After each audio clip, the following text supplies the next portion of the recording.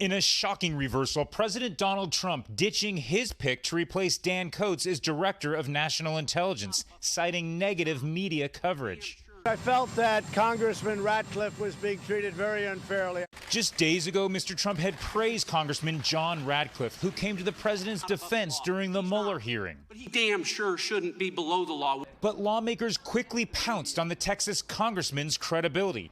NBC News was first to report that Ratcliffe falsely claimed he had put terrorists in prison.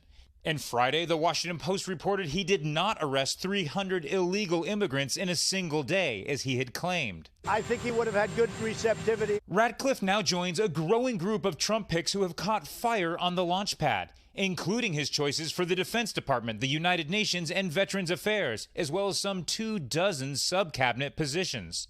But the president yesterday insisted that pulling a candidate after publicly announcing one was all part of the process. I give a name, I give it out to the press, and you vet for me. A lot of times you do a very good job, not always. The president also tweeting about Congressman Elijah Cummings after a report that his home was burglarized last Saturday. Really bad news. The Baltimore house of Elijah Cummings was robbed.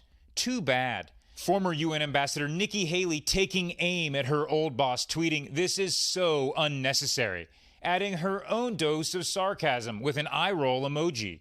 The president's apparent concern about Cummings coming after days of personal attacks, even calling him a racist. But before departing for his New Jersey golf course, Trump said he was simply misunderstood. That was really not meant as a wise guy tweet. I mean, his house was robbed, and it came over the news.